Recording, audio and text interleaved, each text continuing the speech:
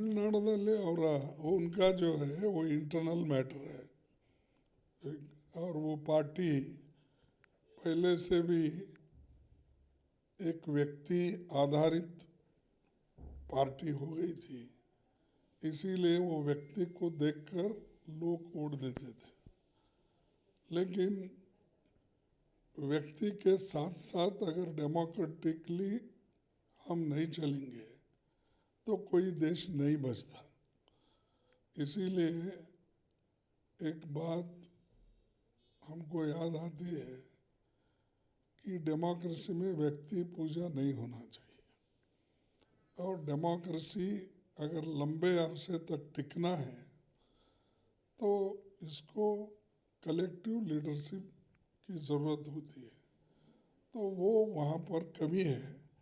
अब उन्होंने अपने आपस में लड़ झगड़ के अब किसी को निकाले किसी को रखे, लेकिन उसका परिणाम आगे तो एआईडीएम के वोट डिवीज़न होंगे, या कोई ना कोई एक ग्रुप वो या तो डीएमके के साथ आना चाहिए या तो कांग्रेस के साथ आना चाहिए, या नहीं है तो बीजेपी के साथ जाना चाहिए, क्योंकि एक ही ग्रुप अलग उतने संख्या में नहीं रह सकता।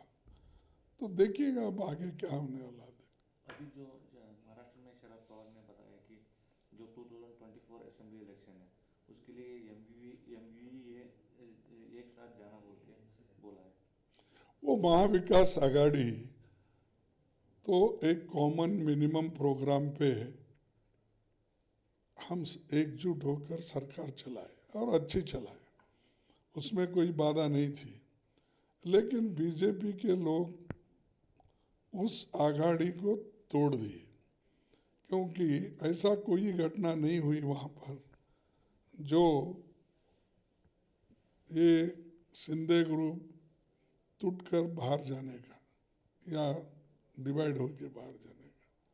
लेकिन वो बीजेपी के एजेंडा के साथ जुड़े हुए हैं ऐसा उन्होंने कहकर एक बहाना हो, तो उसने वहाँ पर हमसे नाता तोड़ के गया और सरकार गिरी। ये सब साजिश जो है बीजेपी की है, मोदी सरकार की है, क्योंकि उसमें जितने भी लोग उधर गए हैं या बीजेपी के साथ मिलकर सरकार की है, उसमें से 14 लोगों के ऊपर ईडी और सीबीआई का केसेस है।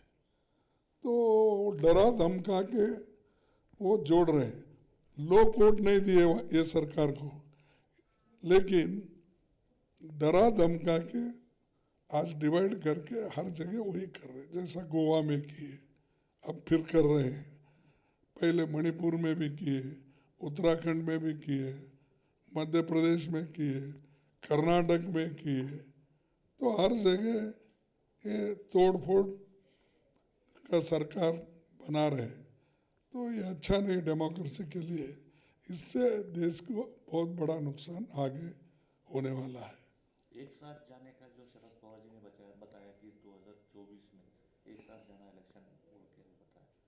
नहीं, सभी जाना, सभी देखो अपोजिशन पार्टी सब मिलके जो सेक्युलर है, जिनकी आइडियोलॉजी एक कॉमन मिनिमम प्रोग्राम पे बन सकती है, वो सब मिलके जितने भी नॉन बीजेपी पार्टीज हैं वो एक होकर लड़ना चाहिए, ऐसे हमसे सहमत है।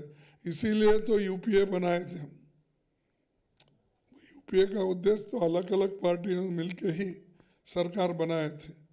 तो ये तो कांग्रेस ने पहले से ही एक कदम उठाया है, और वही उन्होंने भी बताया है कि 2024 में सब मिलके चलना चाहिए।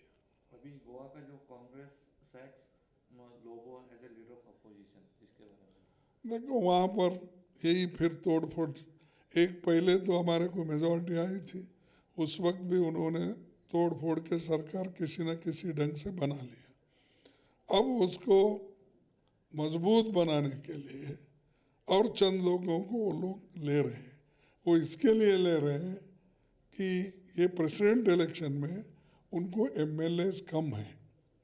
सिर्फ वही नहीं, देश में सारा अगर एमएलएस का कोटा अगर आप गिनेंगे तो उनके पास सिर्फ 1/4 एमएलएस है, 3/4 अपोजिशन के पास है। पार्लियामेंट में उनको 2/3 मेजॉरिटी के नज़दीक है, सिंगल लार्जेस्ट पार्टी भी उनकी है। लेकिन एमएलएस में स्टेट में पूरे देश में अगर हम उसका हिसाब डालेंगे तो उन्होंने 25 to 30% है, 70% उनके पास नहीं है। इसीलिए वो एक एक को जोड़ रहे, हर स्टेट में जाके वोट पूछ रहे। तो ये उनका पहले से है।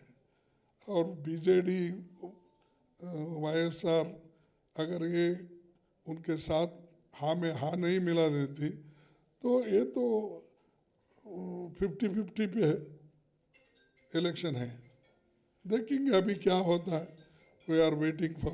अभी श्रीलंका क्राइसिस चल रहा है, श्रीलंका का जो क्राइसिस है, श्रीलंका का क्राइसिस दुर्भाग्यपूर्ण है, लेकिन वहाँ के लोग क्या चाहते हैं उनका इंटरनल मामला है।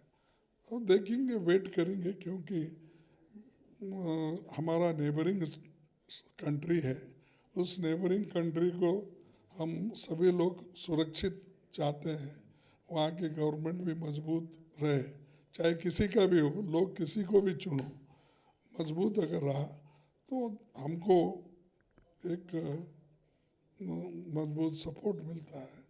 और हमारा नेबरिंग स्टेट कंट्रीज़ हमारे साथ ठीक रहना, ये हमारी आशा है।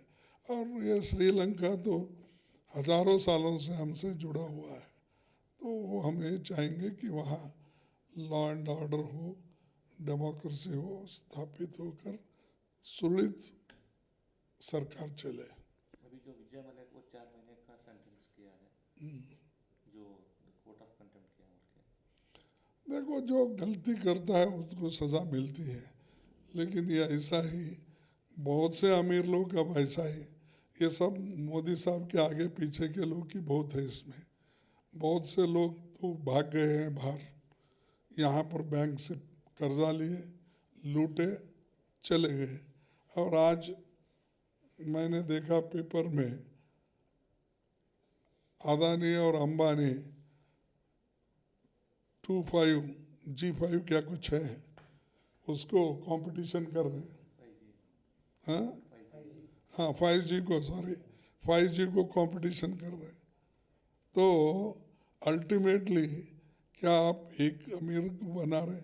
अब तो अमीर अमीर होते जा रहा है, गरीब गरीब होते जा रहा है। हमारा गरीब का इनकम गिर रहा है और अमीर का इनकम बढ़ रहा है। और जो पहले देश में 50-60 लोग अमीर थे, अब तो 140-50 बड़े अमीर हो गए। लेकिन middle class, lower middle class, poorer class, ये पूरा ख़त्म हो रहा है। वो जीने के काबिल भी नहीं है, ऐसा मोदी ने कर दिया।